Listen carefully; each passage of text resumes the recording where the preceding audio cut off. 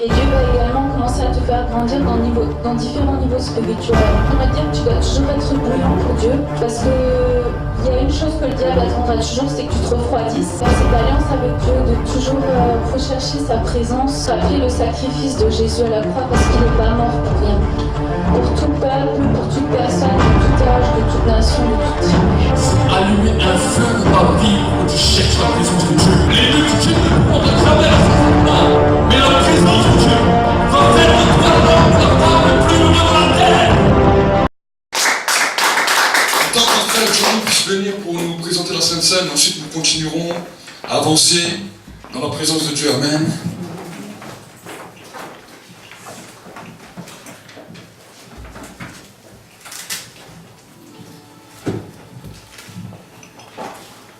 Bonjour frères et sœurs. Jésus est ressuscité, amen. Amen. Jésus est ressuscité et nous allons passer tous ensemble à sa table pour la Sainte Seine. Nous allons lire dans Matthieu. Nous allons dans 26, verset 26. Matthieu 26, verset 26.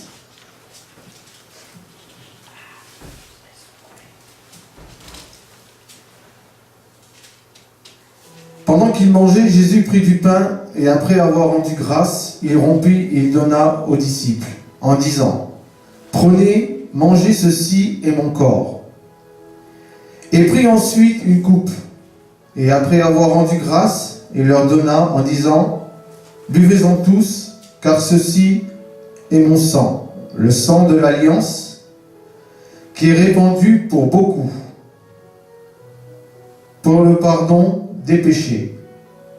Je vous le dis, je ne boirai plus désormais de ce fruit de la vigne, jusqu'au jour où j'en boirai du nouveau avec vous dans le royaume de mon Père. Amen. C'est vrai, comme nous savons toujours, Jésus s'est crucifié pour nous, pour nos péchés. Jésus, nous savons tous qu'il a ressuscité. Et c'est par son sang aujourd'hui que nous sommes purifiés. C'est par son amour qu'il a fait ça pour nous. Et aujourd'hui, nous sommes tous là. Aujourd'hui, nous allons prendre le pain et le vin qui représentent, comme c'est écrit ici, son corps et son sang. Nous allons prendre cela parce que nous avons dit oui à Jésus-Christ. Oui, nous voulons le suivre. Oui, nous l'aimons. Oui, il est notre roi. Et oui, on l'attend. On attend son retour. On attend son retour pour que nous puissions de nouveau reboire, comme il est écrit là, de nouveau de ce vin dans la vigne avec lui.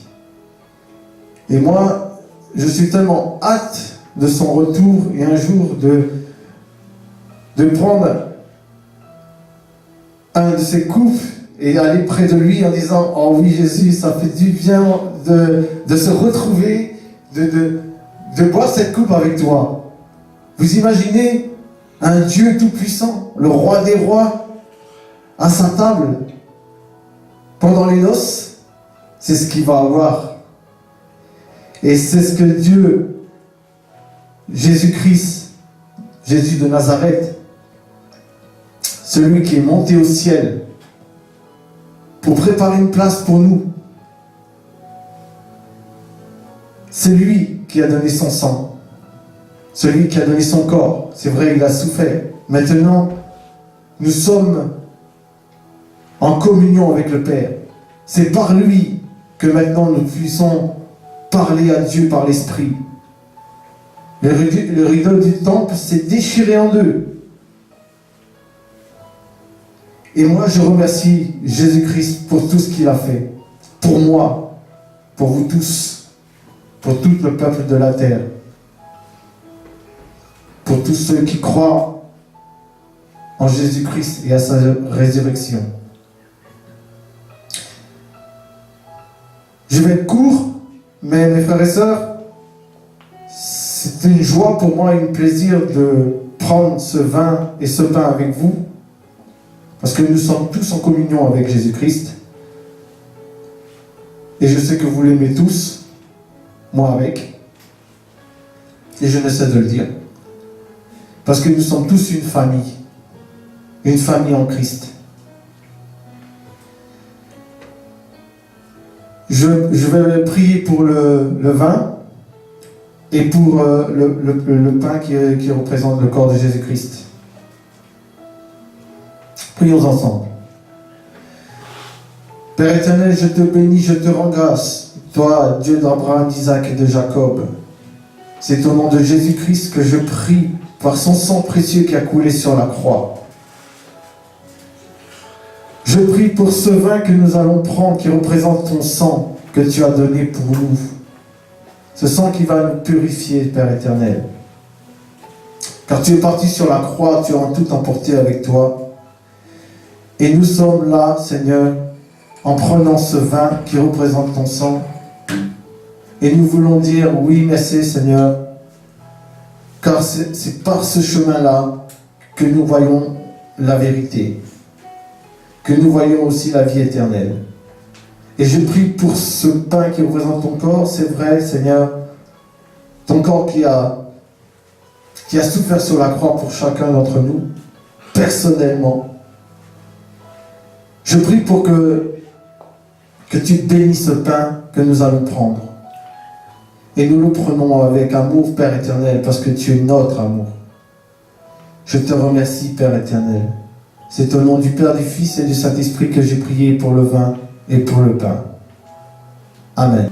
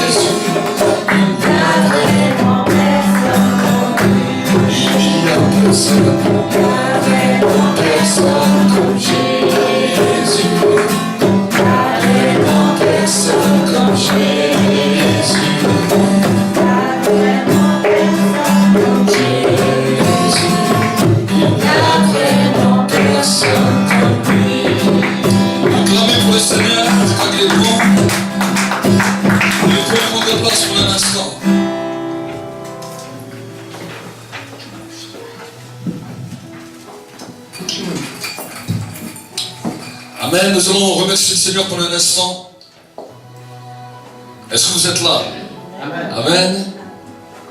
Alors si quand la parole te touche, n'hésite pas à dire un Amen. Quand la parole commence à bouleverser ta vie, parce que la Bible nous dit que quand on dit Amen, ça veut dire qu'il en soit ainsi dans ma vie. Amen. Amen. Ça veut dire Amen.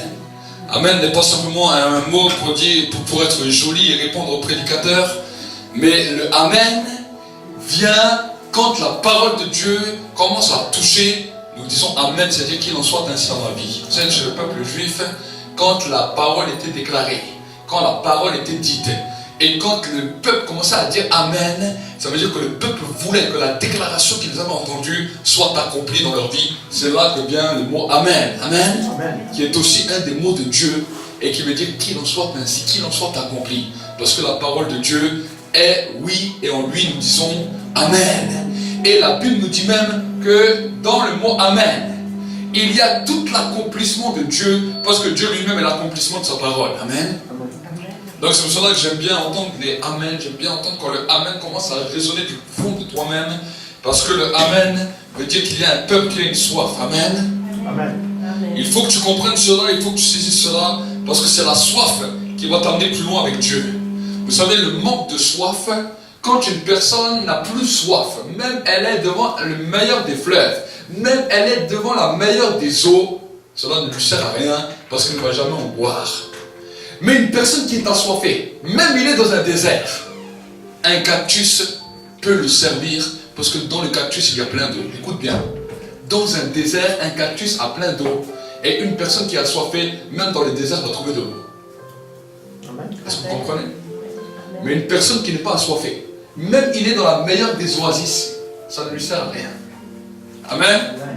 Et je crois qu'aujourd'hui, Dieu a une belle oasis pour toi, parce qu'aujourd'hui, il y a un fleuve qui est là, il y a le fleuve d'eau vive qui est là, pour pouvoir t'abreuver, pour pouvoir te communiquer quelque chose dans ta vie. Mais il faut que tu aies soif.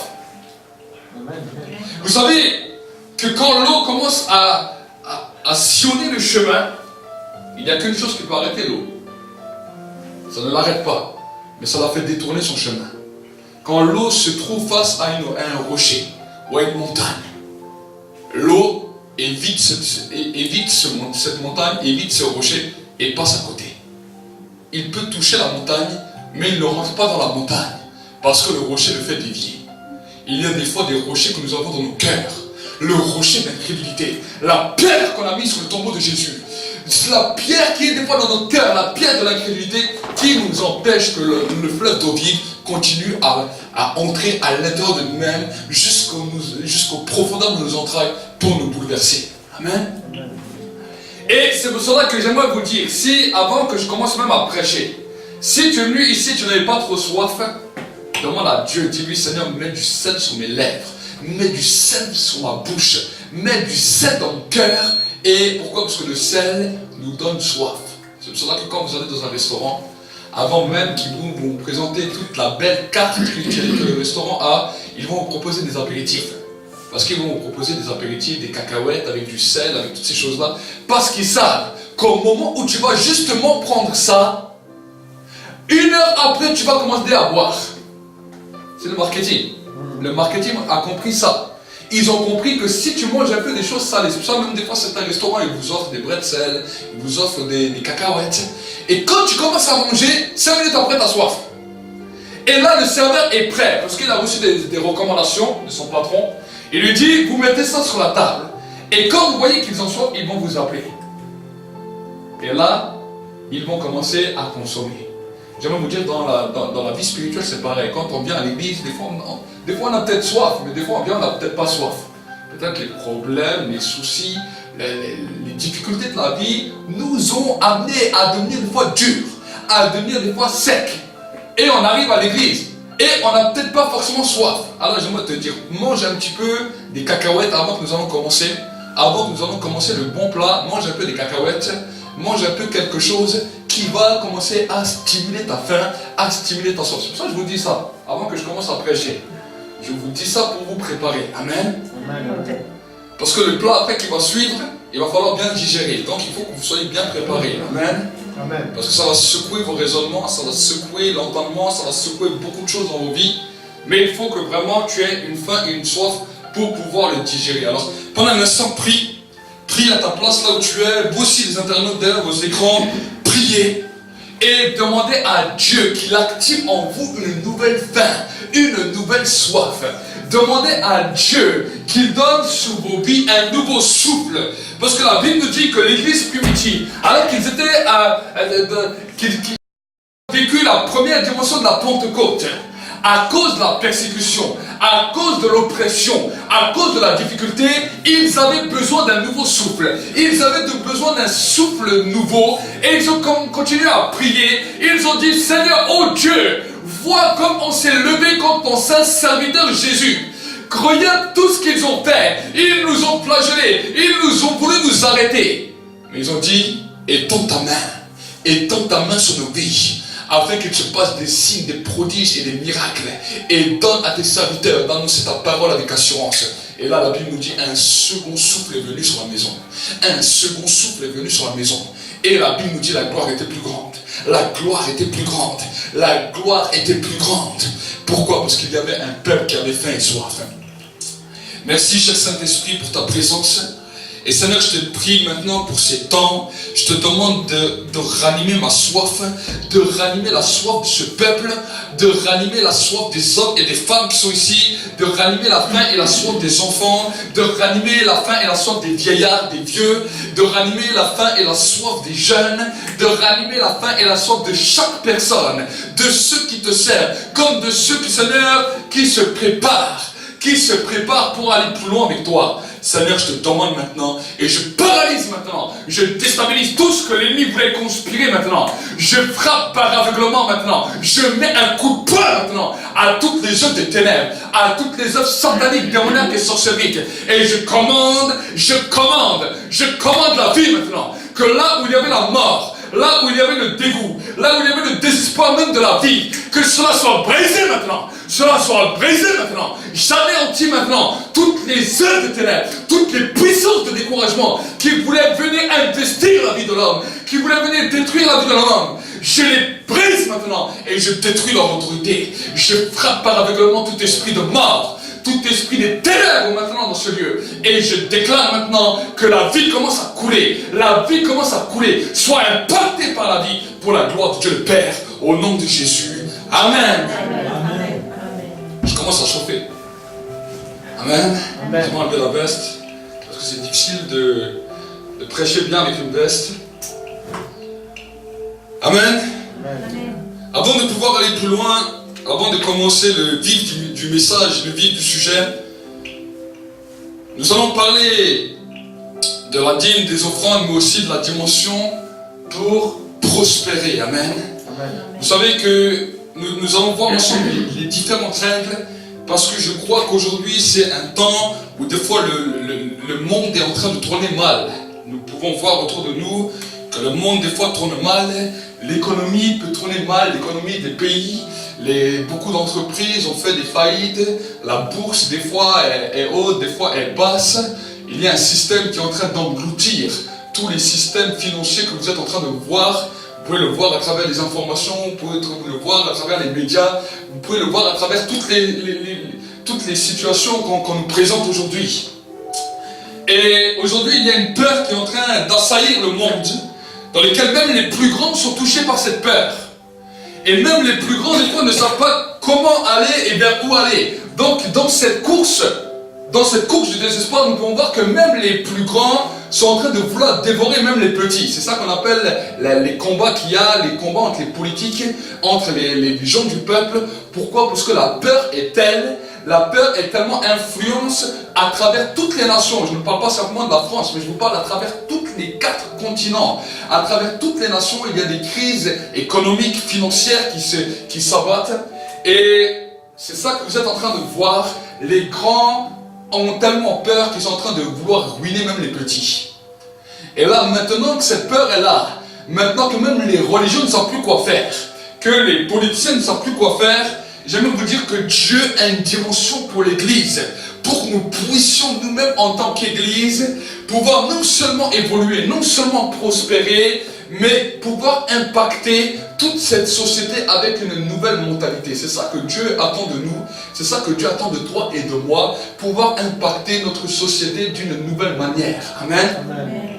Et c'est pour cela que Dieu prend plaisir à faire prospérer son peuple. Nous pouvons voir que Joseph qui est une des images de l'Église, à un moment donné, il était chez le Pharaon, et la Bible nous dit, avant que même il était chez le Pharaon, quand il était encore chez Potiphar, tout ce que sa main touchait prospérait. Et au bout d'un moment, il s'est trouvé en prison, il s'est trouvé seul. Vous savez, la prison, c'est toujours la dimension de la solitude. La dimension dans laquelle il ne savait ni où aller, ni quoi faire. Mais la Bible nous dit que pendant tout un temps, il s'est retrouvé en prison injustement. Mais dans ce temps où il était en prison, la situation économique mondiale, parce que l'Égypte était le symbole de l'économie mondiale de l'époque, allait arriver dans une situation terrible où la Bible nous dit que la famine allait toucher le monde entier. J'aimerais vous dire que dans le monde entier, à travers tous les temps, à travers tous les âges, nous pouvons voir des âges, des temps où il y a eu la prospérité, où les peuples ont avancé. Et nous pouvons voir aussi des temps où il y a eu la famine qui a touché des peuples, des nations, même des famines qui ont touché des nations du monde entier en même temps. Et la Bible nous dit que du temps de Joseph, il y avait un temps où l'économie mondiale était tombée terriblement. Mais Dieu avait préparé Joseph dans le temps de la solitude, dans le temps où il était enfermé en prison. Dieu l'avait préparé avec un principe de prospérité qui pouvait bouleverser toute la nation et le monde entier. Amen. Et j'aimerais vous dire que Dieu a le même plan pour l'Église actuellement. Et c'est pour ça que j'aimerais vous dire, ne vous alarmez pas, mais même si des fois vous avez l'impression que nous ne sommes pas nombreux, j'aimerais vous dire que Dieu a un plan de prospérité. Dieu a un plan pour pouvoir changer toute notre nation française, mais pas simplement notre nation, mais il a la capacité de changer toutes les nations du monde à travers l'Église. Amen. Et c'est pour cela que j'aimerais vous encourager encore d'ouvrir quelques points de la Bible, quelques versets avec moi pour que vous puissiez comprendre. Déjà, premièrement, dans les livres de Malachie. Malachie au chapitre 3. Et la Bible nous dit, on va commencer à partir du verset 7. La Bible nous dit, depuis le temps de vos pères, vous vous êtes écartés de mes prescriptions et vous ne les avez pas gardées. Revenez à moi et je reviendrai à vous, dit l'Éternel des armées. Et vous dites, en quoi devons-nous revenir à Dieu? Est-ce qu'un être humain peut-il voler Dieu? Car vous me volez. Et vous dites, en quoi avons-nous volé? C'est sur la dîme et sur le prélèvement. Vous êtes frappés par la malédiction et vous me frustrez, la nation tout entière.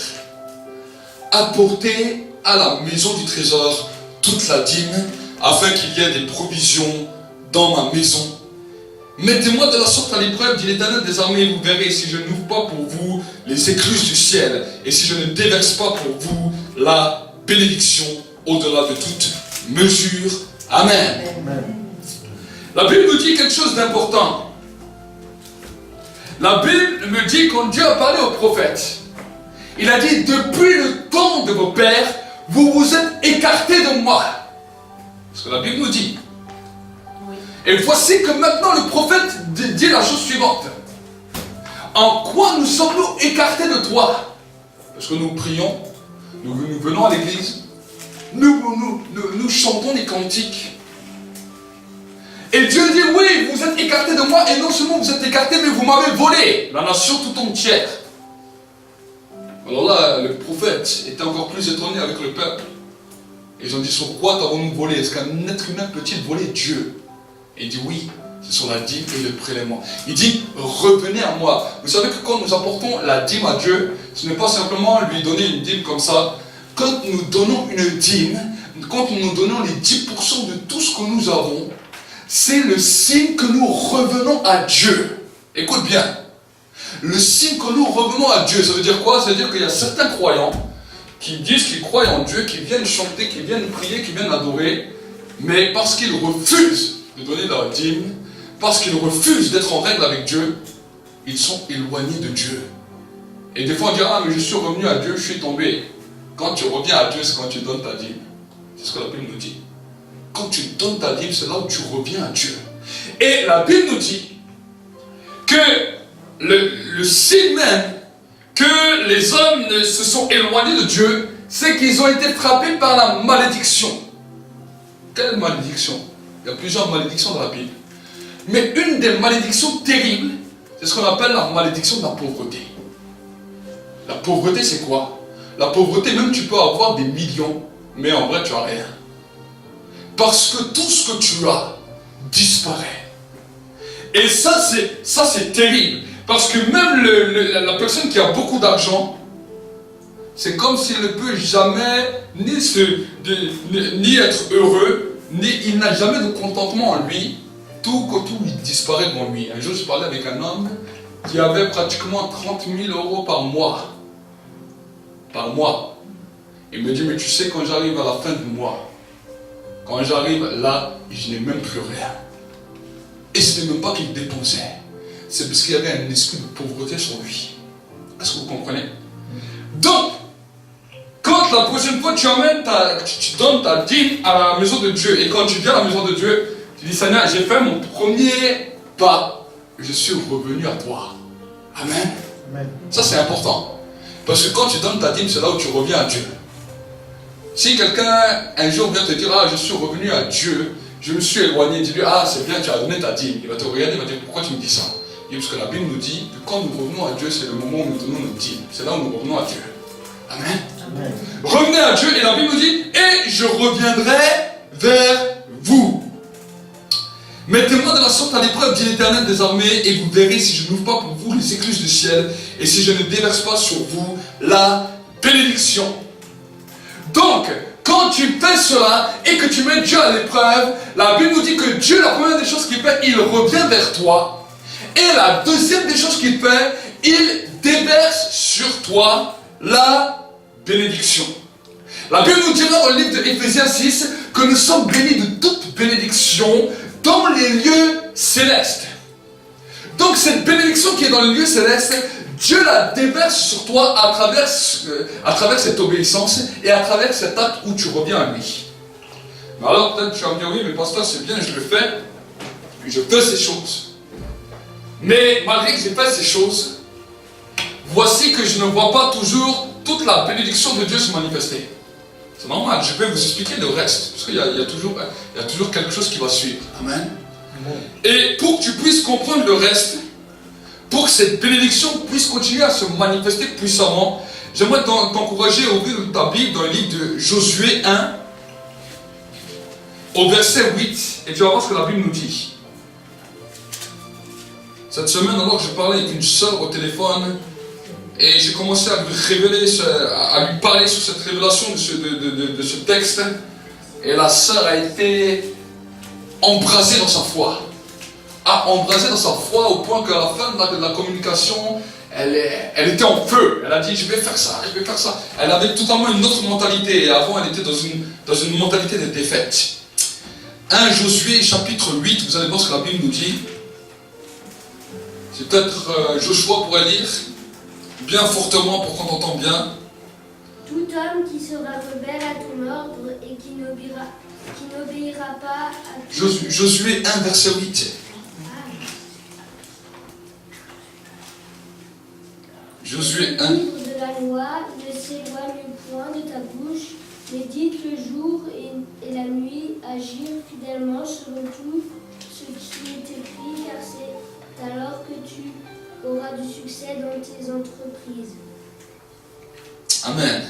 Amen. Dans ma version, il est dit, ce livre de la loi ne s'éloignera pas de ta bouche, tu y méditeras le jour et la nuit pour observer et mettre en pratique tout ce qui est écrit, car c'est alors que tu amèneras à bien tes entreprises et c'est alors que tu réussiras. Donc, la Bible nous dit quelque chose. Vous savez, dans ce verset a été pris maintes et maintes fois à travers dans beaucoup d'églises, dans beaucoup d'endroits. On a pris ce verset, on l'a acclamé à tue-tête. Alors certains croyaient qu'il fallait lire leur Bible du matin au soir. D'autres croyaient qu'il fallait connaître la Bible par cœur du matin au soir. Mais c'est pas ce que la Bible nous dit. Regardez ce que la Bible nous dit. que ce livre de la loi ne s'éloigne pas de ta... Lisez dans vos Bibles, lisez. Que ce livre de la loi ne s'éloigne pas de quoi? Lisez. Que ce livre ne s'éloigne pas de ta bouche. De quoi? De ta bouche. De ta bouche. Est-ce qu'il est marqué de la pensée? Non. Est-ce qu'il est marqué du cœur? Non, de ta bouche. La Bible nous dit que ce livre de la loi ne s'éloigne pas de ta bouche. La Bible nous dit que la vie et la mort sont au pouvoir de ta langue. La Bible nous dit que pour pouvoir voir cette bénédiction que Dieu te donne parce que tu es revenu à lui à travers ta dîme, la Bible nous dit que ce livre de la loi ne s'éloigne point de ta bouche. Autrement dit, fais attention à tes déclarations que tu dis sur toi. Tu auras des comptes à rendre sur tout ce que tu as dit de ta bouche, pas par rapport aux autres, par rapport à toi-même. Ce que tu dis de ta bouche peut influencer les gens d'une manière ou d'une autre, mais des fois, les paroles de ta bouche, c'est pas ça qui va faire vivre les gens. Des fois, tu peux dire une parole, une personne peut te maudire, mais c'est pas cette malédiction qui sera définitive sur ta vie, parce que Dieu lui-même a d'autres paroles. Mais ce que toi, tu déclares sur ta propre vie, écoute bien, c'est là où tu auras des comptes à rendre. Pourquoi? Parce que le diable vient à travers l'oppression. Le diable vient à travers le découragement. Le diable vient avec le désespoir, avec toute forme de pensée des ténèbres contre toi-même. Parce que si tu es juste et si tu es vrai avec toi-même, tu vas voir que la première personne qui va être ciblée, surtout en tant qu'enfant de Dieu, quand tu n'es pas enfant de Dieu, tu penses à toi. Et les autres, ils passent après. Ça, c'est la mentalité quand nous ne sommes pas enfants de Dieu. Et c'est la mentalité du monde qui gère le monde. C'est pour ça qu'on appelle ça la loi de la jungle. Donc les faibles, ils se mettent d'un côté et les forts gagnent toujours. Mais maintenant, on a un problème. Quand beaucoup de gens se convertissent, quand beaucoup de gens deviennent enfants de Dieu, quand vous voyez les hommes et les femmes qui ont décidé de marcher avec Dieu, maintenant, dans leur pensée, il y a quelque chose de terrible. Parce que le diable vient les combattre d'une autre manière. Il ne vient pas leur dire, ouais, regarde l'autre comme il est comparé à toi. Mais le diable dit, ah, tu dois valoriser les autres plus que toi. Sinon, tu n'es plus une personne humble. Sinon, tu es même un orgueilleux. Tu es quelqu'un de méchant. Ça, j'aimerais vous dire que c'est un mensonge. La Bible nous dit, tu ne peux que aimer ton prochain si tu t'aimes toi-même. Si tu t'acceptes toi-même. La bénédiction de Dieu est individuelle. La bénédiction de Dieu n'est pas une bénédiction communautaire. Bien que Dieu peut bénir communautairement, mais la bénédiction de Dieu est toujours une bénédiction individuelle. C'est pour cela que tu peux venir dans une église et que tu peux voir 10 malades et que sur ces 10 malades, Dieu peut en guérir 5 et 5 ne sont pas encore guéris. Si toute la bénédiction serait communautaire, tout le monde alors devrait. Mais j'aimerais vous dire que la bénédiction est individuelle. Et maintenant, pour comprendre ce principe d'individualité de bénédiction, tu dois commencer à avoir un autre regard sur toi-même. Et c'est pour cela que tu as besoin d'être constamment rempli du Saint-Esprit pour combattre contre des forteresses qui vont t'empêcher d'entrer dans la bénédiction. C'est ça ce qu'on appelle la vie chrétienne. Et c'est là où le diable vient vous miner. C'est là où le diable vient vous détruire. Aucune situation ne peut influencer la manière que tu as de penser sur toi-même. Écoute bien. Nous pouvons chanter, nous pouvons louer. Il y a une gloire qui peut venir. Des démons de premier rang peuvent fuir. Mais les démons que toi tu permets qu'ils alimentent tes pensées contre toi-même ne fuiront que quand tu commences à croire que tu as le droit au bonheur, tu as le droit d'être heureux et tu as le droit de changer de mentalité. Amen. Voici ce qui a bloqué beaucoup d'enfants de Dieu au point de vue de leur bénédiction. La Bible nous dit que ce livre de la loi ne s'éloigne point de ta bouche. Donc la déclaration première, c'est la déclaration sur toi-même. Même si les choses ne vont pas comme tu veux, même si les situations de ta vie sont contraires à ce que tu aimerais, continue à déclarer, parce que la Bible nous dit que la foi, c'est la ferme assurance des choses qu'on espère, une démonstration de celles qu'on ne voit pas. Je décide d'aller à contre-courant de ce que le diable voudrait me faire croire. Même si je suis dans une situation la pire, même s'il y avait un esprit de rejet sur moi, même si j'étais tout le temps dans le découragement, je déclare maintenant que les gens seront obligés de m'aimer. Je déclare maintenant que je suis obligé de prospérer là où j'irai. Je déclare maintenant que je suis une bénédiction là où j'irai. Si tu ne comprends pas ça, c'est là où ça vous bloque. C'est là où ça vous arrête. C'est là où ça vous empêche d'entrer dans la prospérité totale.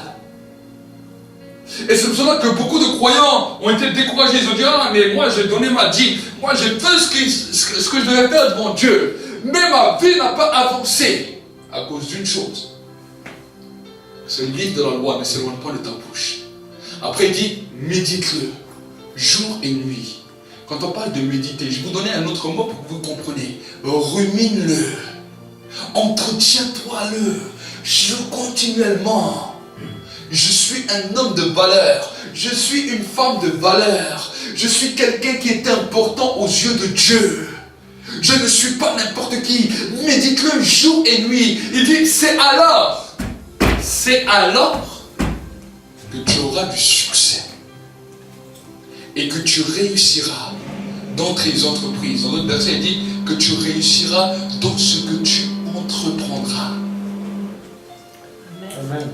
C'est à ce moment-là qu'il ne faut pas simplement dire je reste assis sur mon lit ou sur ma chaise à rien faire, mais je veux commencer à entreprendre quelque chose. Je veux commencer à faire quelque chose. Je veux commencer à me lancer dans quelque chose pour commencer à prospérer. Ça, c'est quelque chose qui est important. Si tu ne comprends pas ça, tu peux demander toutes les bénédictions que tu veux du monde entier. Tu peux même prier, tu peux même jeûner. La prière et le jeûne sont une bonne chose.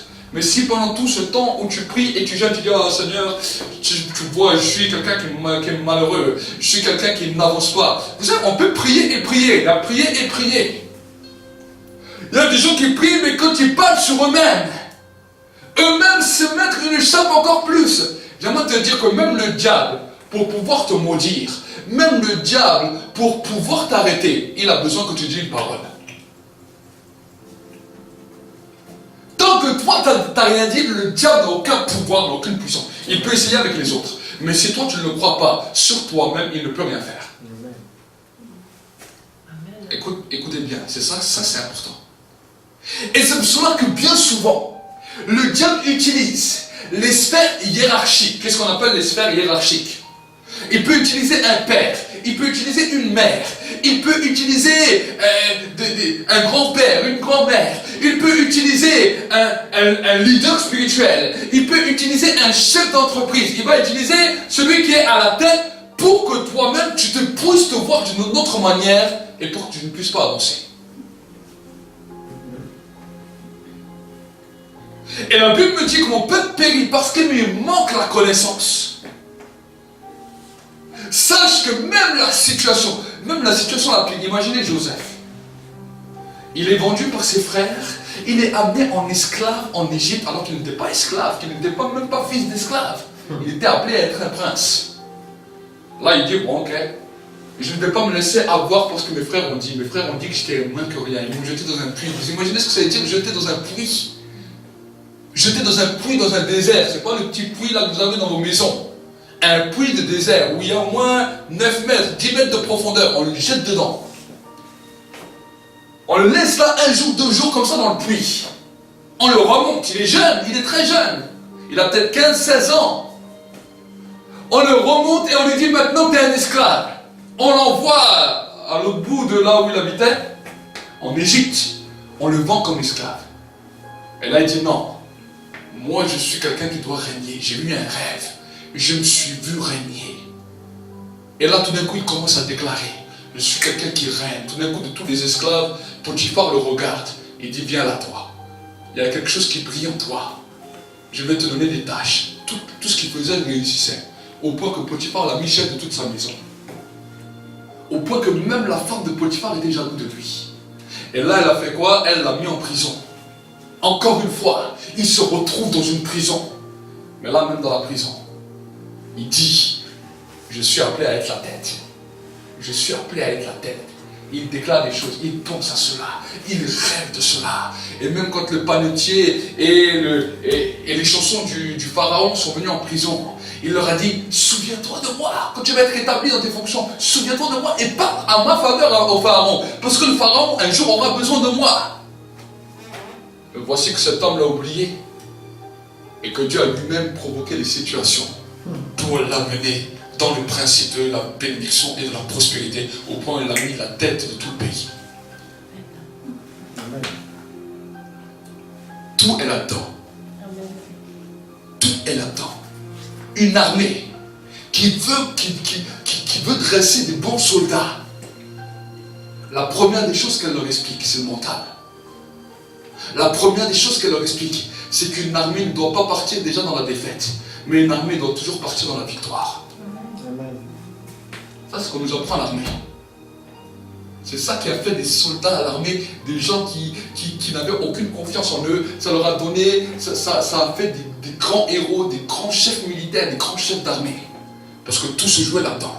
Et si l'Église, nous ne comprenons pas ça, vous savez, j'ai vu beaucoup de croyants, j'ai vu des croyants et des croyants. Vous pouvez les entendre, ah oui, ils prient. Même quand vous les entendez prier, vous dites, waouh, quelle prière, quelle prière pertinente. Mais quand vous parlez sérieusement avec eux, des fois j'étais étonné, des fois j'étais choqué, de voir même des grands responsables. Mais quand vous entendez leurs paroles de vive voix, toute la défaite était déjà dans leurs paroles. Toute leur défaite était déjà dans leurs paroles.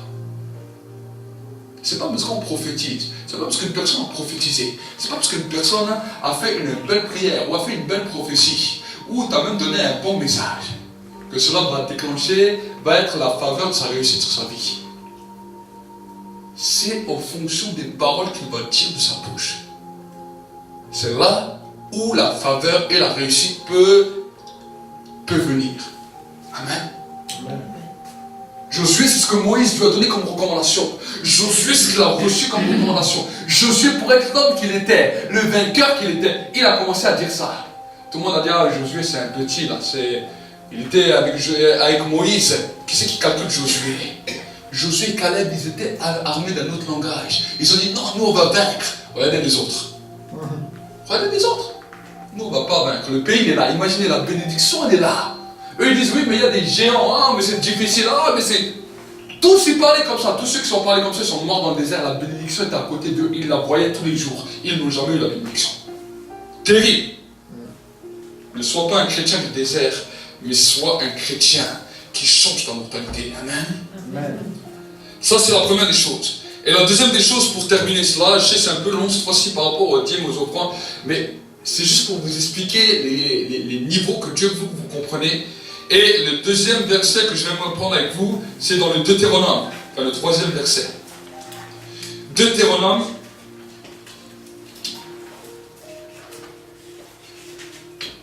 c'est après Nombre. Deutéronome 9, verset 4. Est-ce que ça vous parle au moins? Est-ce que je parle à un peuple, ça lui parle? Est-ce que ça vous parle? Est-ce que ces messages vous parlent? Amen. Amen. Deutéronome. Alors 9, verset 4. Voyez ce que la Bible nous dit. Lorsque l'Éternel ton Dieu les repoussera devant toi, ne dis pas en ton cœur, c'est à cause de ma justice que l'Éternel me fait entrer en possession de ce pays, car c'est à cause de la méchanceté de ces nations que l'Éternel les dépossède loin de toi. Amen. Il y a une révélation là derrière. Chaque fois que nous sommes proches de la bénédiction, on a l'impression que le monde entier s'est levé contre nous. Plus que tu vois des ennemis autour de toi, plus que tu vois des gens qui se lèvent contre ta vie autour de toi, sache que la bénédiction est à la porte. Et c'est là où le diable va venir te donner les pires pensées contre toi-même, les pires raisonnements contre toi-même, parce qu'il veut te faire échouer. Mais la Bible nous dit que si tu persistes dans la dimension que tu avais de voir ta propre vie, Si tu persistes dans cela et que tu perds ta bénédiction, il leur dira dans le livre de Deutéronome, ne dis pas que c'est à cause de ta justice que Dieu t'a fait rentrer en possession. Mais c'est à cause de la méchanceté autour de toi qui s'est levée que Dieu a voulu confondre les méchants. Amen. Combien de fois, quand Dieu t'a béni, tu as dit, ah oui, Dieu m'a béni parce que j'ai eu une foi plus importante que les autres. Dieu m'a béni parce que j'ai marché dans la sainteté, Dieu m'a béni. Dès que tu dis une parole comme ça, tu es sûr que le lendemain, tu as plein de catastrophes qui te viennent sur toi. À cause du manque de connaissance. Dieu a dit, quand tu reçois une bénédiction, quand tu rentres en possession d'un héritage, quand tu rentres en possession de quelque chose qu'il te donne, ne dis pas c'est à cause de ma justice. Jamais. Jamais. Quelle justice t'as fait? Qu'as-tu fait de meilleur? La Bible nous dira dans le livre de l'Apocalypse que celui qui se sanctifie, ne se sanctifie pas pour les autres, mais se sanctifie pour lui, qui se sanctifie encore. Si tu te sanctifies, c'est pour toi. C'est pas à cause de la possession. C'est pas à cause de la bénédiction. Il y a des gens sans sanctification, ils ont réussi à rentrer. Mais est-ce que ça veut dire que parce qu'ils sont rentrés dans certaines bénédictions, le ciel leur est ouvert? Ça, c'est des choses différentes. La sanctification, c'est pour le ciel. La bénédiction, c'est pour la terre. Aucune des bénédictions que tu auras sur la terre ne va te suivre au ciel. La bénédiction, c'est sur la terre. Et c'est pour cela que Dieu a dit, quand tu entres en possession d'une bénédiction, quand tu rentres en possession d'un bienfait que Dieu t'a donné, quand tu rentres dans un processus même de guérison que Dieu t'a donné, ne dis pas c'est à cause de ma justice. Ne dis pas cela. C'est ça la clé pour garder la possession de l'héritage que Dieu te donne. C'est une des clés. Et c'est des recommandations que Dieu a données à son peuple. Et je veux vous dire que des fois dans l'église, je suis des fois étonné. Parce que quand quelqu'un est béni, quand quelqu'un a reçu une bénédiction, quand tu vas l'entendre parler, on a l'impression que c'est Dieu à cause de ses belles prières, Dieu à cause de tout son engagement que Dieu a fait cela. Non! Dieu dit ne dis pas ça. Parce que si tu dis ça, c'est toi-même maintenant qui va au-devant des problèmes. Dieu te dit la prochaine fois, alors je vais voir comment ta vraie justice. Et vu que dans l'homme, il n'y a pas de justice. Dans l'homme, il n'y a pas de justice. En dehors de Dieu, eh bien, tu ne pourras plus recevoir le reste. Donc, j'aimerais vraiment vous encourager à vous souvenir de ça, même si tu ne te rappelles pas de tout ce que j'ai dit. Parle bien sur toi. Et quand tu vois que tu penses mal sur toi, voici maintenant le premier processus de la délivrance. On ne parle pas d'un esprit comme ça qui simplement t'a possédé. On parle d'un esprit qui vient influencer tes pensées, qui vient détruire tes pensées, qui vient détruire ta mentalité contre toi-même. J'aimerais vous dire que c'est ces mêmes esprits même qui ouvrent des portes à des esprits de maladie dans nos vies. Des fois, on pense tellement mal sur nous-mêmes. On pense tellement mal. Ou alors si un être cher nous a quittés, si une personne que nous aimions nous a quittés, ah, pourquoi lui il est mort, pourquoi pas moi? Ne dis jamais une parole comme ça. En disant une parole comme ça, tu ouvres la porte à un esprit de mort. Et tu peux être sûr que quelque temps après, beaucoup de maladies vont venir dans ta vie.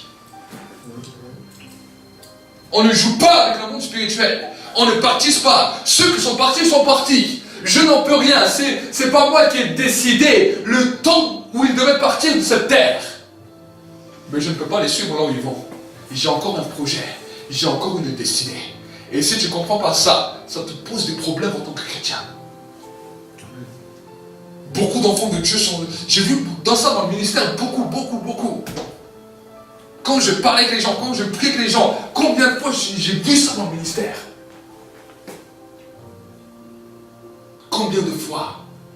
Je me souviens un jour, on m'a appelé, une femme était en cancer dans un hôpital. Et on me demande de prier, un pasteur m'a dit, viens, on va prier. Et le pasteur a fait toutes sortes de prières, il lui mettait de l'huile de la tête aux pieds, il lui faisait toutes sortes de déclarations, il dit, je purifie ton corps, il lui faisait carrément un bain d'huile dans la chambre d'hôpital. Je me suis dit, mon Dieu, si une infirmière commence à rentrer là-dedans, dans quel dans quelle situation on va se trouver. Il faisait carrément un bain, limite. Il prenait l'huile sur tout son corps et lui massait. Il lui dit, je purifie ton corps avec le sang de Jésus, l'huile. Et je le laissais faire. Et au bout d'un moment, alors qu'on était là, le Saint-Esprit me dit, pose une question à cette femme. Et je suis là, le Saint-Esprit me dit, demande-lui pourquoi elle n'arrive pas à s'aimer. Toutes les prières, elle l'avait laissé de marbre. Elle disait, ah oui, je crois, Seigneur. Je lui pose cette question, elle s'effondre là. Elle dit, oui, dans mes pensées, je ne pense qu'à mourir. Et je ne m'aime pas. Je dis, voilà, maintenant vous devez changer. C'est là où vous avez la clé de votre guérison. Si vous acceptez de changer, et si vous acceptez de vous sortir de cet hôpital, si vous n'acceptez pas, même vous allez mourir.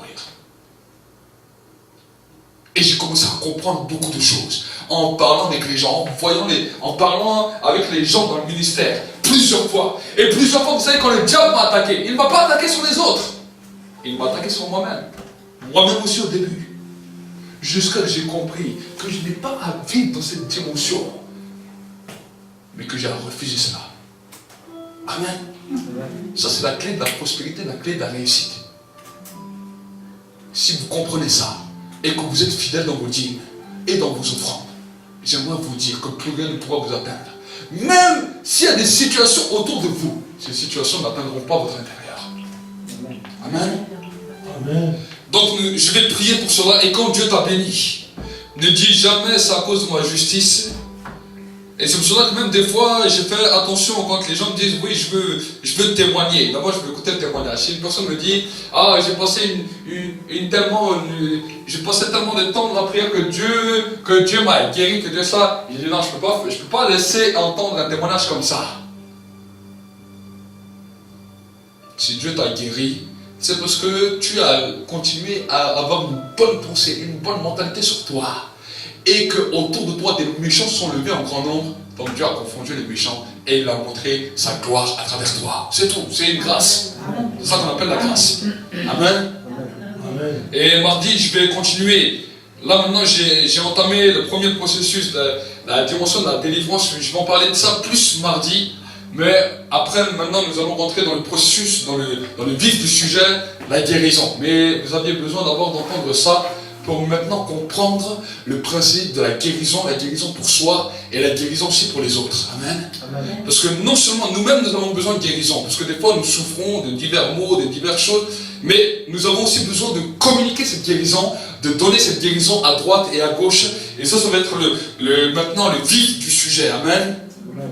Nous allons prier maintenant juste pour ces temps, pour les temps des dîmes, pour les temps des offrandes, mais aussi pour les temps de votre vie, de votre propre vie. Si peut-être dans votre vie, vous avez vu que la pensée que vous aviez sur vous était mauvaise. Et que cela vous détruisait à l'intérieur. Je ne vais pas faire d'appel. Je vais te demander simplement de prier avec Dieu maintenant.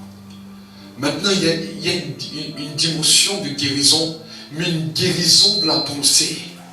C'est la première des dimensions de la guérison de la pensée. La guérison de comment toi tu te voyais.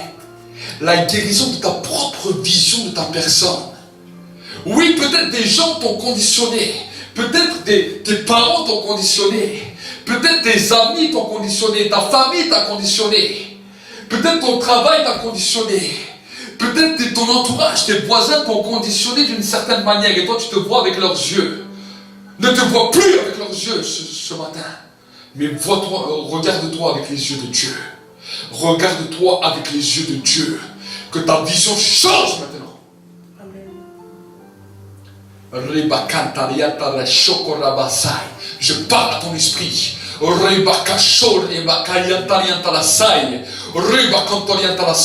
Ton intelligence ne le comprend pas, mais ton esprit le comprend maintenant.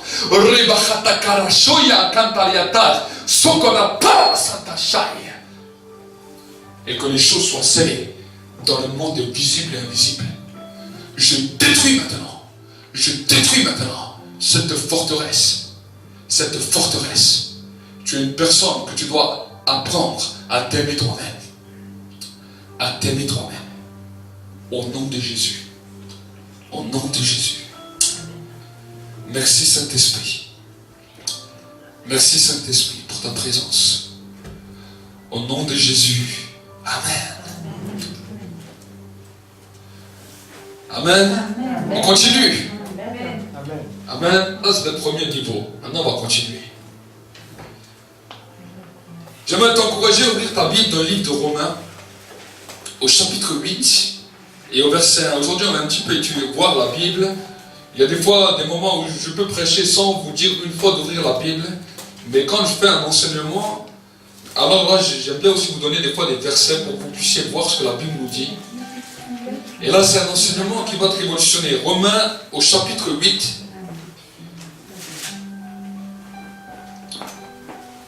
Et au verset 1er. Romains chapitre 8 et au verset 1er. Si quelqu'un veut lire.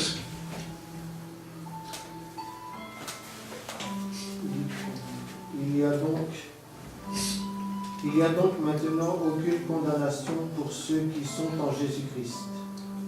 En effet, la loi de l'esprit de vie en Jésus-Christ m'a affranchi de la loi du péché et de la mort.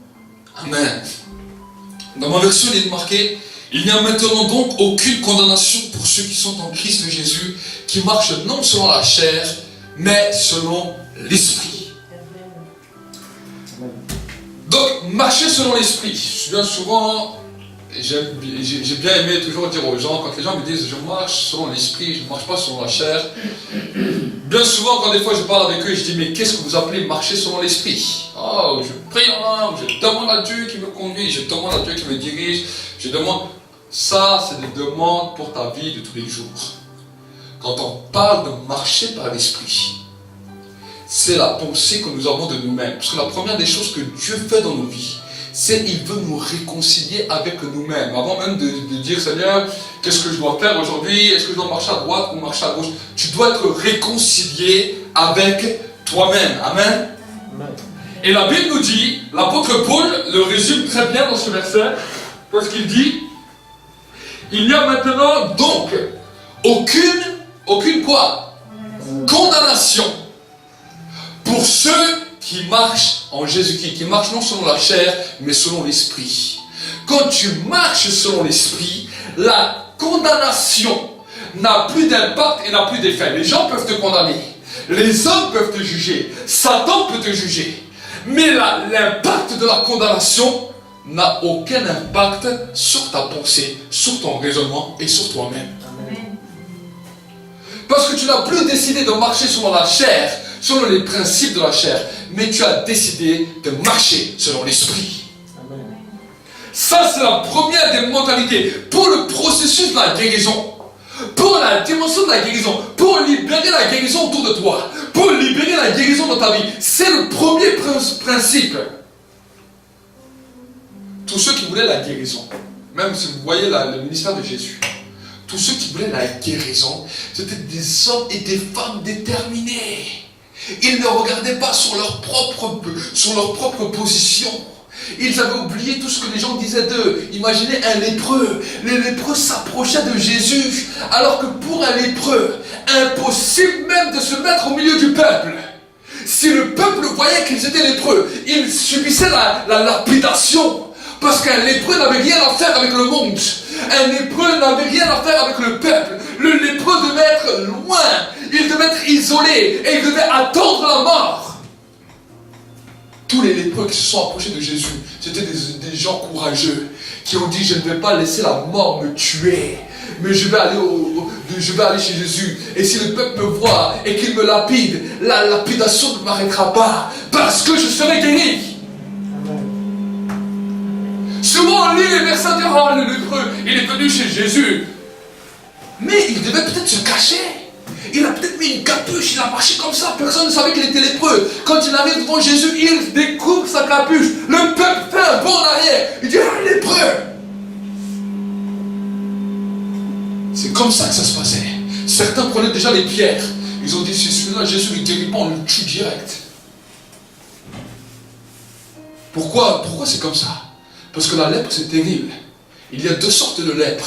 Il y a la lèpre sèche, qui ne contamine pas les autres. Mais il y a la lèpre humide, qui à peine quelqu'un de lépreux qui avec cette lèpre humide qu'on mettait en dehors du camp, vient te touche, juste il te touche, juste se toucher, tu reçois la lèpre. Donc, la loi qu'on a fait en Israël, quand quelqu'un est lépreux de cette manière, parce que avant qu'il soit mis à l'écart, le sacrificateur devait le voir. Regardez toute la loi de Moïse. Le sacrificateur devait le voir. Quand le sacrificateur voyait qu'il avait la lèpre humide, la lèpre qui était inguérissable, on le mettait hors du camp. Et quand on nous parle des lépreux du temps de Jésus, qui ont été guéris, ce sont des hommes qui sont venus, mais ils ne sont pas venus comme ça en disant je suis lépreux. Ils ont dû se cacher, ils ont dû tout camoufler. Et quand ils arrivent devant Jésus, ils enlèvent leur cape. Au péril même de mourir, ils n'ont plus regardé ce que la foule disait. Mais ils avaient une autre pensée sur eux. Et Jésus les guérissait. Amen. La femme, à la perte de sang, tous les docteurs, elle était allée voir. Elle avait dépensé tout son argent. Tout le monde savait qui elle était. Les docteurs ont dit, parle plus à cette femme, elle est impure. Parce que quand une femme avait même sa période de menstrualisation, elle n'avait rien le droit de toucher, parce que tout ce qu'elle touchait était impur. Elle devait être comme dans un temps d'isolation. Mais elle, c'était pas simplement un petit temps comme les femmes, mais c'était tout le temps, continuait. Donc elle, c'était une femme impure qui ne devait toucher personne. Et que les docteurs ont dit, si vous voyez cette femme, chassez-la. Elle a le droit de toucher personne, elle est impure du matin au soir. Dieu l'a maudit. Imaginez si on marche encore dans cette loi-là, vous ne verrez personne ni dans les magasins, vous ne verrez aucune femme ni dans les magasins, ni dans les travails, ni nulle part. Mais c'est comme ça en Israël. Et voici maintenant que cette femme a décidé d'enlever toute cette pensée que les docteurs lui ont dit. À passer à travers la foule, juste pour toucher Jésus. Alors qu'une femme qui avait ça, et qui touchait quelque chose, qui touchait un homme, qui touchait même un matériel, même si elle touchait un vase de terre, la Bible nous dit on prenait le vase et on le détruisait. Et le pire, c'est que dans tout ça, Jésus s'est arrêté. Il dit, quelqu'un m'a touché, quelqu'un qui était impur m'a touché. Parce que j'ai senti une force qui est sortie et qui l'a purifié. Écoutez, ça c'est le principe de la guérison. Ça c'est dans le principe de la guérison. D'abord c'est là. D'abord c'est où? Là. Faites comme ça avec moi. Là. Amen. D'abord c'est là. Ça c'est la première dimension. Ensuite on va développer. Après on va développer. Ensuite regardez ce que la Bible nous dit. En effet, la loi de l'esprit de vie en Christ Jésus m'a libéré de la loi du péché et de la mort. L'apôtre Paul est en train de nous dire que la loi de l'esprit de vie en Christ Jésus l'a libéré de la loi du péché et de la loi de la mort. Quand on parle de la mort, ça englobe aussi la maladie. Parce que la maladie est un symbole de mort temporaire dans certaines parties de ton corps. C'est ça ce qu'on appelle la maladie. Et la Bible nous dit que la loi de l'esprit, donc c'est pour cela que vous devez comprendre ça. Écoutez bien les principes pour que vous puissiez comprendre. Maintenant, comment connaître la loi de l'esprit? La loi de l'esprit, est-ce que c'est une loi qu'on peut simplement dire oralement? Non. Mais la loi de l'esprit se manifeste de cette manière. J'ai expliqué mardi, j'ai commencé mon message par la louange. J'ai parlé des différentes sphères de louange. Qu'est-ce que Dieu voulait à travers la louange? La Bible nous dira, dans le livre de Éphésiens, l'apôtre Paul nous dira, soyez constamment renouvelés, entretenez-vous par des psaumes, par des hymnes et par des cantiques spirituels pour être remplis de l'esprit. Donc ça veut dire quoi? Ça veut dire que maintenant tu chantes, tu loues, tu adores. J'ai vu avec vous toutes les dimensions de l'adoration. J'ai parlé de l'adoration de la voix, l'adoration du cœur, l'adoration de la force, l'adoration de la pensée. Toutes ces dimensions d'adoration sont là pour nous amener dans un seul but. que la présence de Dieu nous renouvelle, que l'onction de Dieu, que l'onction de l'Esprit se renouvelle. Quand l'onction de l'Esprit se renouvelle, on sent un bien-être, on sent une fraîcheur, on sent une paix, on sent quelque chose de glorieux qui commence à se produire. D'autres, on a comme un espoir, on a plus d'espoir, tout d'un coup on a un espoir. Et quelque chose commence à se produire, quelque chose, c'est ça qu'on appelle la loi de l'Esprit. On peut sentir le feu, on peut sentir une chaleur, on peut sentir la présence de Dieu qui descend sur nous. Donc, cette loi de l'Esprit se manifeste dans notre esprit et nous donne une nouvelle capacité spirituelle pour pouvoir vaincre les choses qui nous retenaient et qui nous détruisaient. Alors que je suis en train de parler, il y a une personne qui a une douleur au niveau du milieu de son dos, comme une barre. Au moment où je suis en train de parler, la douleur quitte maintenant. Au nom de Jésus. Je sens ça dans l'esprit, quand je suis en train de parler. La douleur quitte maintenant au nom de Jésus. Maintenant, cette loi se manifeste dans ton esprit. Mais vous savez que maintenant, pour que cette loi continue à se permettre, à évoluer, il y a un voile qui doit être brisé dans ta vie. Ce voile s'appelle le voile de l'incrédulité, qui est entre ton esprit et ton âme. Pourquoi? Parce que la Bible nous dit que la parole de Dieu, elle est comme une épée à deux tranchants, qui sépare et juge les pensées et les sentiments de l'âme et de l'esprit. Autrement dit, dans ta vie, il y a deux sortes de pensées, il y a deux sortes de raisonnements, il y a deux sortes de sentiments. Les pensées et les sentiments de l'âme et les pensées de l'esprit. Les pensées et les sentiments de l'âme, c'est tout ce qui agit dans ton corps. Vous savez que même la dimension de la maladie, quand on parle de douleur, quand un malade a des douleurs, il sent les douleurs où? Dans la sphère de son âme. Il le sent dans son corps, bien sûr. Mais son corps envoie un message à son âme et son âme libère l'intensité de la douleur à travers sa pensée, à travers son cerveau. Et là, la personne malade sait qu'elle a des douleurs terribles. Parce que la sphère de l'âme, c'est la sphère des sens. Ce que tu touches, ce que tu dis, ce que tu vois, ce que tu entends, ce que tu peux ressentir.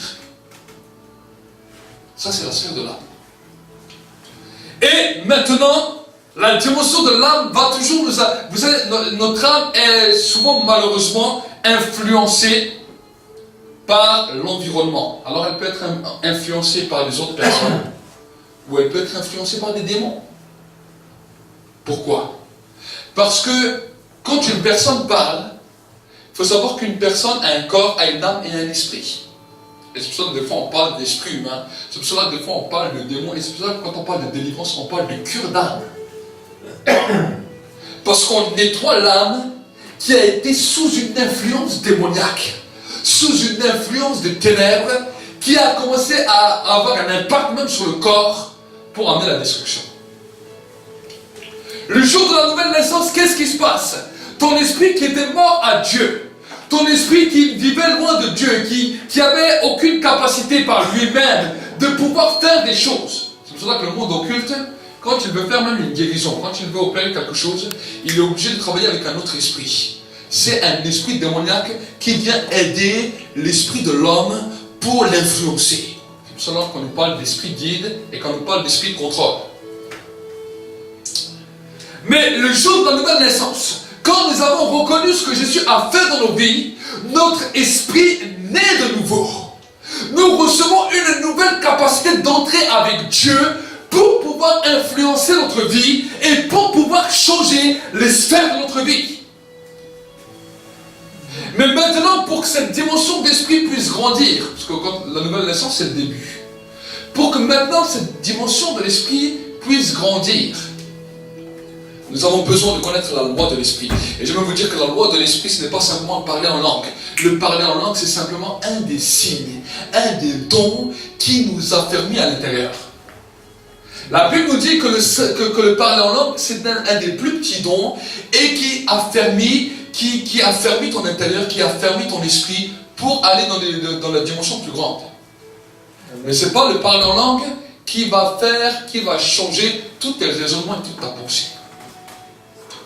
C'est pour cela que je dis que tu dois être rempli du Saint-Esprit, chanter, louer, comme maintenant. Comme maintenant tu sens la présence de Dieu qui est là. Sache que dans ton esprit, tu as des sens. Et de ces sens, maintenant tu dois pouvoir les utiliser pour pouvoir avancer. Comment utiliser? Alors je vais vous expliquer.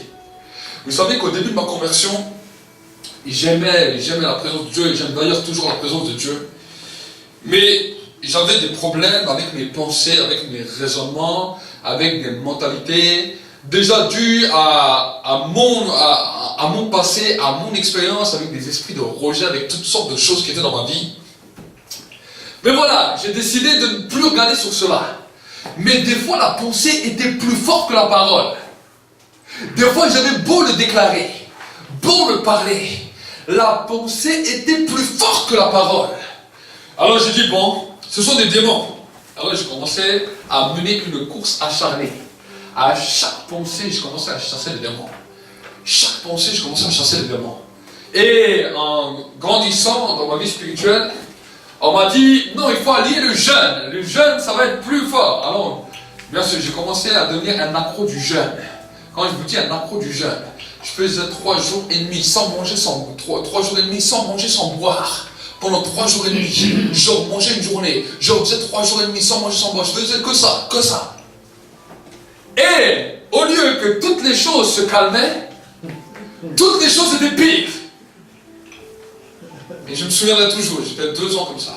2 ans. Et je commençais même à rentrer dans le ministère. Parce que bien sûr, toute cette consécration, Dieu continuait à libérer des choses. Et je voyais des gens qui étaient délivrés, mais dans ma pensée, c'était terrible. Dans mon raisonnement, c'était terrible. Et un jour, je me souviens, j'étais là et j'étais en train de jeûner. Et pourtant, la présence de Dieu, je la sentais fort. Plus que je jeûnais, plus le feu était là, plus la gloire était là. Mais malgré toute cette gloire, malgré toute cette présence, malgré même ce feu, mes pensées c'était terrible. Et un jour j'étais fatigué. Je dis Seigneur, je suis fatigué. Je dis je ne sais plus moi comment combattre ça. Je dis c'est quoi ça? Les pensées mauvaises, les pensées impures, les pensées de tout genre. Et ce jour-là où j'ai dit ça, le Saint-Esprit m'a dit, je vais te montrer. Et je vais te montrer quelque chose que tu n'as pas compris, qu'on ne t'a pas enseigné. Et je fais ok. Et tout d'un coup, le Saint-Esprit a fait parler mon esprit. Et je n'ai pas ouvert ma bouche. Mais dans l'esprit, j'ai dit au nom de Jésus, stop! Et je n'ai pas ouvert ma bouche, mais c'était tellement fort dans mon esprit que j'avais l'impression que j'ai parlé. Et comme ça s'est fait, tout s'est arrêté d'un coup. Et mes pensées sont devenues claires d'un coup. J'ai fait waouh! J'ai dit, mais c'est passé quoi? Le Saint-Esprit m'a dit, je t'ai montré comment tu peux parler dans l'esprit. Je t'ai montré comment tu peux utiliser ton esprit. Et c'est là où il a commencé à me montrer les versets. Qu'on doit adorer Dieu de tout son cœur, de toute son âme, de toute sa force et de toute sa pensée. Je vous ai expliqué mardi sur la pensée. La dimension de la pensée. La pensée, comme tu peux penser des choses mauvaises sur toi. Comme tu peux penser des choses pour le lendemain. Comme tu peux penser sur ton planning. Cette pensée, tu dois la ramener captive à l'obéissance et à la soumission de Christ. En commençant à faire parler ton esprit. Puisque la sphère de ta pensée, c'est la sphère de ton esprit. Et là, j'ai commencé à comprendre. Et le Saint-Esprit m'a dit, tu vois, chaque fois que tu sens ma présence, que mon feu descend sur toi, que mon onction descend sur toi, ou sur la vie d'une personne, cela libère un charisme dans sa vie, avec une capacité, non seulement à résister à toutes les puissances de ténèbres, mais aussi une capacité pour transférer la guérison, le miracle. Amen. Écoute bien. Il m'a dit, mais il y a des moments où tu pourras le faire, sans même avoir senti ma présence. Mais il a dit, ça va te fatiguer beaucoup.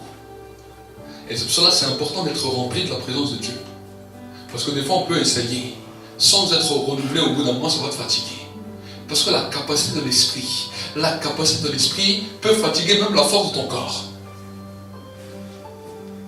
Mais quand le feu est là, il y a des moments où, le feu vient, je commence à libérer une parole dans l'esprit, sans même toucher une personne, sans même dire quelque chose. Les choses commencent à bouger.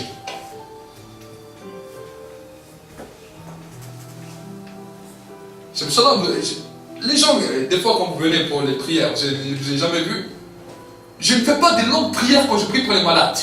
À des moments même, tu me vois même en silence. Je pose juste les mains, tu me vois en silence, tu vois, je dis rien. Je me dis, mais qu'est-ce qu'il fait? Parce qu'ils ont l'habitude de, ah, nom de Jésus, oh! Et les gens, ils prient et ils posent encore la main, et s'il peut t'imposer encore une main encore plus forte, tu vas encore te la poser encore plus fort.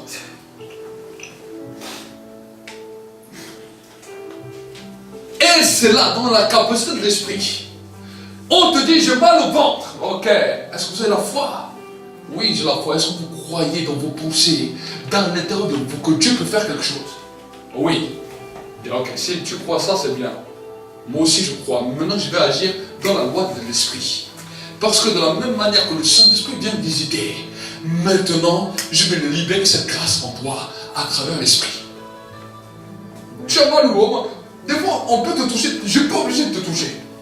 Je peux avoir la main à 3 km de toi. Tu peux être à l'autre bout de l'écran. Tu peux être à l'autre bout. Tout d'un coup, je libère une parole dans l'esprit. Et ton esprit le reçoit. Ton esprit libère cette information dans ton corps. Et là, tu commences à sentir dans ton corps que ça commence à chauffer. À l'intérieur de toi, où tu es malade, tu sens la chaleur. Tu sens le feu qui vient. C'est ça ce qui se passe aussi quand il y a la parole de connaissance. La parole de connaissance, c'est le ressenti de l'esprit qui libère la parole physique pour que ta foi soit libérée et que ta foi commence à grandir.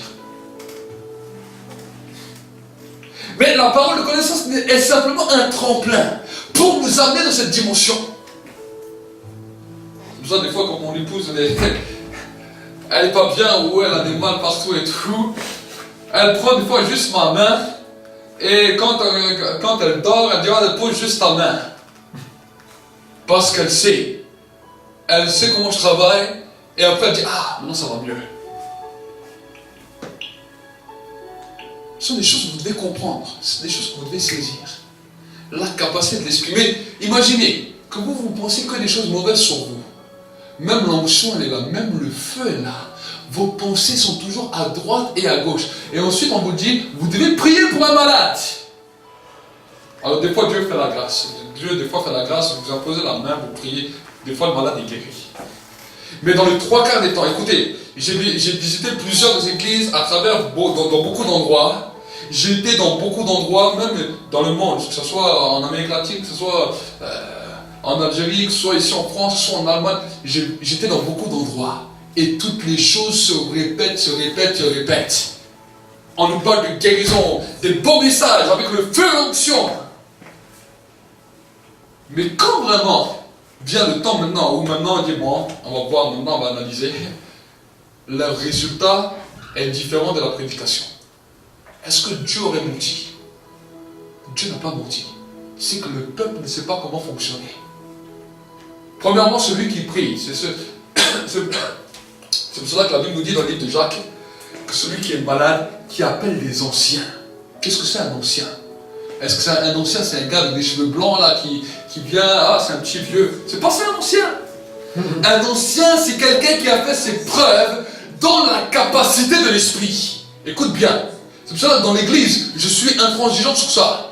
C'est une personne qui fait ses preuves dans la capacité de l'esprit.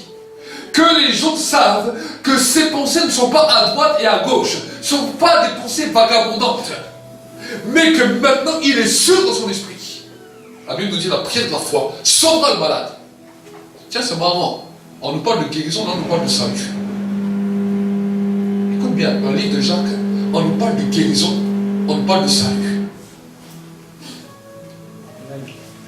La capacité que l'ancien a, quand vous développez ça, écoutez bien, quand vous développez ça, une imposition des mains sur votre tête, cela communique et neutralise vos pensées. Écoute bien, c'est ça qu'on appelle sauver. Le malade est sauvé de ses pensées qui le détruisaient. Et la Bible nous dit, s'il a commis quelque péché que ce soit, il lui sera pardonné. et le Seigneur le relèvera. Vous comprenez la différence? C'est là où l'Église a échoué. Parce qu'on n'a plus mis en tant qu'anciens des hommes comme ça. Les anciens, même des fois les serviteurs, sont encore plus accaparés dans les pensées que les autres. Et vous allez prier, vous allez demander la prière. Vous êtes accablé de pensées. Lui, il est accablé de pensées. Quel résultat vous croyez qu'il va avoir? Rien. Même en disant le nom de Jésus 10 000 fois, même en priant et jeûnant 40 jours. J'ai vu des amis à moi, c'est pas une critique, qui ont des fois jeûné 30 jours, 40 jours. Des amis dans le ministère. Je me dis, mais comment? Et après je suis allé. Moi, j'ai pas jamais jeûné 40 jours. Mais après je suis allé. Ils ont vu comme ça, ils ont commencé à voir les guérisons, ils ont commencé à voir ça. Ils m'ont posé des questions. Ils m'ont posé des questions. Au début, je ne savais même pas quoi leur répondre. Mais avec le temps, j'ai compris. Un des hommes de Dieu que Dieu a permis que je puisse rencontrer, que je puisse comprendre cela. Pourtant, il ne m'a pas fait une prédication sur ça. Mais c'est quand il a posé sa main sur ma tête qu'un transfert puissant s'est passé. C'est l'évangéliste Carlos Anacondia de l'Argentine. En 2007, je me souviens, on était dans une campagne, il y avait plus de 5000 personnes, et là il priait pour les gens. Et moi je me suis avancé. Il n'a même pas ouvert sa bouche. Il a posé sa main sur ma tête. Et là mes pensées, bon, la même chose que j'avais expérimenté seul avec Dieu. La même chose se passe. Il est allé prier à l'autre, et tout d'un coup il a compris que j'ai compris ce qu'il a fait. Il est revenu vers moi et il m'a reposé les mains. À partir de ce jour-là, Dieu a commencé à ouvrir mon esprit. Dieu a commencé à ouvrir ma compréhension. Et j'ai commencé à comprendre ce qui est en train de se passer. Ce qui est en train de se communiquer. Un ancien est venu, m'a posé les mains. Et maintenant, j'ai trouvé le salut. Ça, c'est la guérison. La guérison personnelle. Et la guérison pour les autres. Ça, c'est le processus de la guérison.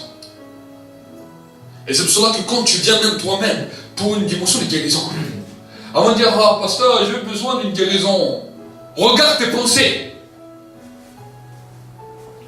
Et il dit, pasteur, j'ai besoin plus de salut d'abord dans mes pensées que de la guérison physique. Parce que mon problème de guérison, c'est d'abord au niveau de ma tête.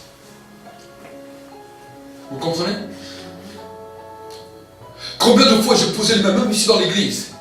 Les gens me disaient, pasteur, je suis venu avec des pensées comme ça. Et au moment où tu poses mes mains, il n'y a plus rien. Tout d'un coup, c'est comme si vous avez tout effacé. Je n'ai pas effacé. C'est ça ce qu'on appelle la prière des anciens. Amen. Pour cela, aujourd'hui, aujourd'hui, on est dans un temps où tout le monde cherche un ministère. Tout le monde veut prêcher, tout le monde veut faire ci, tout le monde veut faire ça. Il y a quelque chose que j'aimerais vous faire comprendre. Il y a des dimensions que vous devez grandir. Vous savez que maintenant, pour pouvoir évoluer dans votre vie physique, dans votre vie spirituelle, pour pouvoir évoluer dans la sanctification, ça c'est vous dans votre temps de prière. Ça c'est la première des choses. Maintenant, pour pouvoir évoluer dans la dimension de l'onction, si une personne reste simplement chez elle et n'est jamais au contact d'un oint, elle peut prier, jeûner, faire tout ce qu'elle veut, la dimension de l'onction va être fermée. Parce que la dimension de l'onction, c'est ce qu'on appelle le transfert. L'onction se transfère, l'onction se communique, l'onction impacte. Ça, c'est la deuxième dimension. Maintenant, là où il y a des plus grands problèmes à travers l'église de Jésus-Christ, c'est dans la dimension du ministère. Vous savez, si vous regardez dans l'église primitive, c'était une église qui est montée en un jour à pratiquement 3000 personnes. Il y avait 12 ministères qu'on appelait les 12 apôtres. Mais l'église a continué à grandir. Et selon les théologiens, ceux qui ont fait des recherches, un mois l'église est arrivée à plus de 300 000 personnes à Jérusalem. C'est une très grande église. Mais pourtant, il n'y avait pas 50 000 ministères. Il y avait toujours les 12 qui étaient là. Ils ont nommé 7 diacres. Et nous pouvons voir que dans toute l'histoire de l'Église, il n'y a pas eu des milliers et des milliers et des milliers de ministères. Même l'apôtre Paul, quand il a commencé son ministère, il était d'abord avec les prophètes. Et là, maintenant, quand il était à l'église d'Antioche avec les prophètes, nous pouvons voir qu'il a ouvert plusieurs églises. Mais que sous lui, il n'avait pas 50 000 ministères. Il a nommé d'abord des anciens. Dans chaque église, il nommait des anciens. Et ensuite, il y avait certains ministères qui l'accompagnaient, comme Timothée, comme Tite. Mais il ne plaçait pas 10 000 ministères partout où il allait. Pourquoi je vous dis cela? Parce que ce que Dieu attend aujourd'hui, avant des ministères, il attend des serviteurs. Amen. Qu'est-ce que c'est un serviteur? C'est quelqu'un qui accepte de se mettre à côté d'un homme loin pour bénéficier de son onction et travailler dans son onction. Amen. C'est ça qui est important à savoir. Beaucoup aujourd'hui de ministères ont été levés à droite et à gauche, malheureusement, sans onction. On peut voir même qu'il y avait des hommes, des grands hommes qui étaient loin, qui avaient eu que Dieu utilisait avec une puissance extraordinaire. Des ministères sont levés après eux. Mais où est l'onction des pères? L'onction de ces hommes qui ont bouleversé le monde. C'est quelque chose que j'aimerais vous faire comprendre. Et c'est pour cela que quand Dieu a commencé à me parler de cela, en 2015-2016, en 2014, d'abord Dieu m'a dit, il faut que tu recherches, il faut que tu reconnaisses les pères.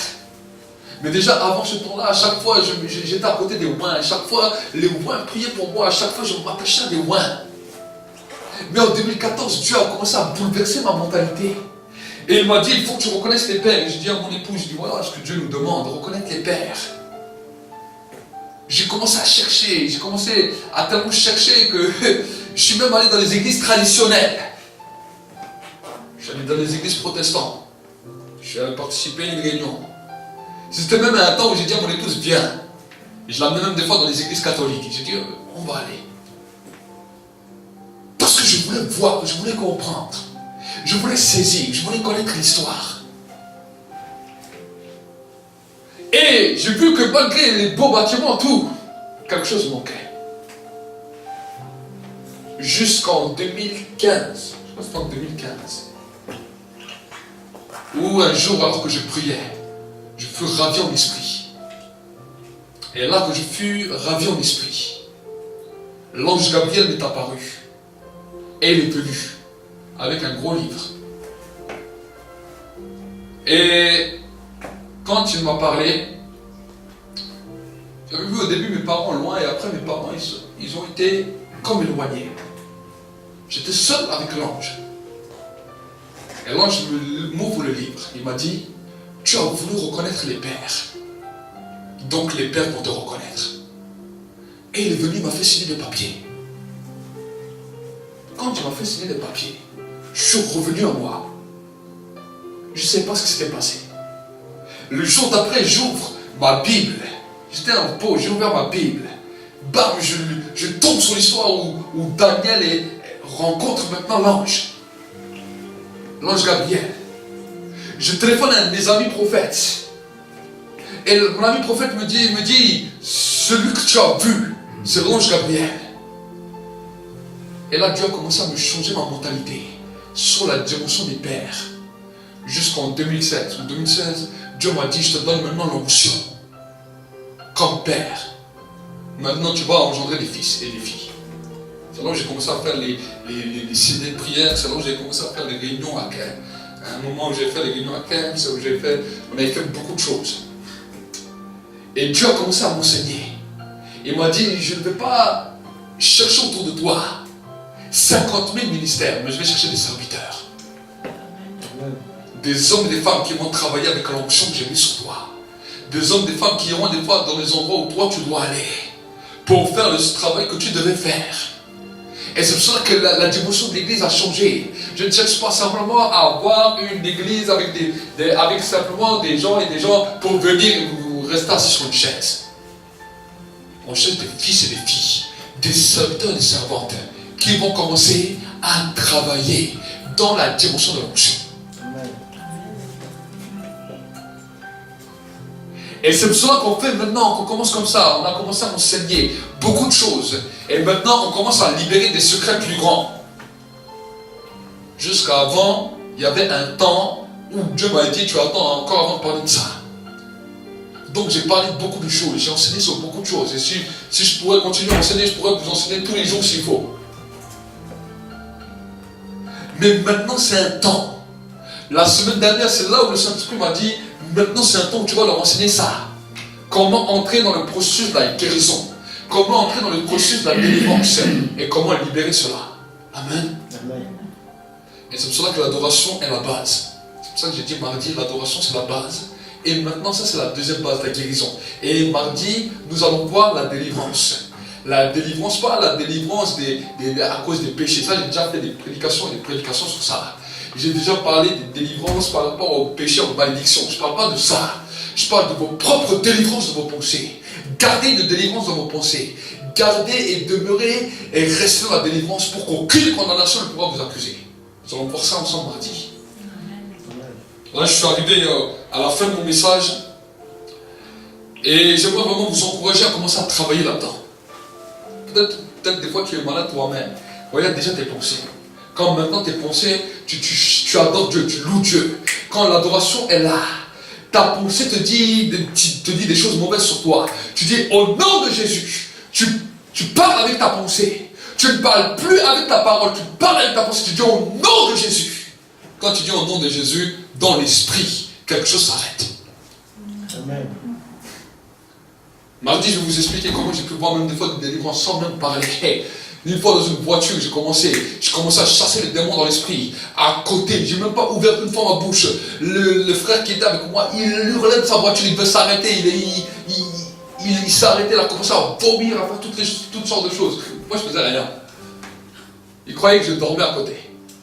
Je dormais pas. Parce que Dieu me montrait des choses. Il me dit, voilà, fais ça, fais ça. Donc ça, c'est des dimensions dans lesquelles Dieu veut que vous puissiez rentrer. Amen. Amen. Amen. Donc maintenant, vous allez commencer petit à petit. Alors il est vrai qu'en un jour, vous n'arrivez pas tout. En un jour, vous n'arrivez pas tout. Surtout si vous avez 40 ans, 50 ans, 60 ans, vous avez travaillé dans votre pensée pendant des années. Il y a un processus. Donc il faut faire de marche arrière jusqu'à la remise à zéro. Quand la remise à zéro vient, maintenant il y a une nouvelle dimension. Amen. Amen. Donc ça va être le premier travail. Toutes les pensées que vous avez contre vous, cette semaine, travaillez dans ça. Toutes les pensées mauvaises que vous avez contre vous, commencez à travailler là-dessus. Ne dites pas simplement, ah, j'ai souffert. Oui, tout le monde a souffert. Mais travaillez là-dessus. Changez de pensée. Ramène les captifs. Détruis les forteresses qui t'empêchent de connaître Dieu. Ramène ces pensées captives à l'obéissance et à la soumission de la parole de Dieu. C'est l'apôtre Paul qui nous parle de ça. Tu ramènes cela. Quand je parle là, je sens le feu. Le feu de Dieu est là. Fermez vos yeux pour un instant. Fermez vos yeux et soyez impactés maintenant par le feu. Que le feu maintenant commence à couler.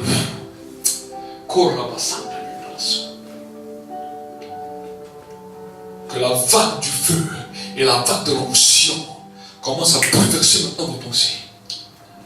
Et que maintenant, les forteresses tombent dans le nom de Jésus. In the name of Jesus Christ. Dans le nom de Jésus-Christ. Alléluia. Alléluia. Merci Saint-Esprit. Merci Saint-Esprit pour ton onction. Merci Saint-Esprit pour le feu.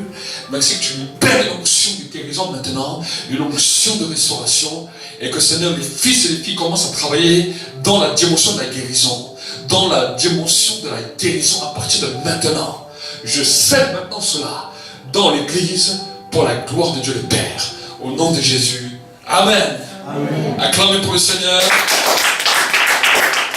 Que Dieu vous bénisse. Saluez-vous les uns les autres par un saint baiser. Et peut-être va peut-être vers celui que tu n'as pas l'habitude de voir. Et commence aussi à partager avec lui. Pourquoi pas, échangez-vous aussi peut-être les numéros de téléphone et appelez-vous, discutez ensemble, encouragez-vous. Que Dieu vous bénisse. Et Dieu va également commencer à te faire grandir dans différents niveaux spirituels. On va dire que tu dois toujours être bouillant pour Dieu, parce que il y a une chose que le diable attendra toujours, c'est que tu te refroidisses. Dans cette alliance avec Dieu, de toujours rechercher sa présence, après le sacrifice de Jésus à la croix, parce qu'il n'est pas mort pour rien.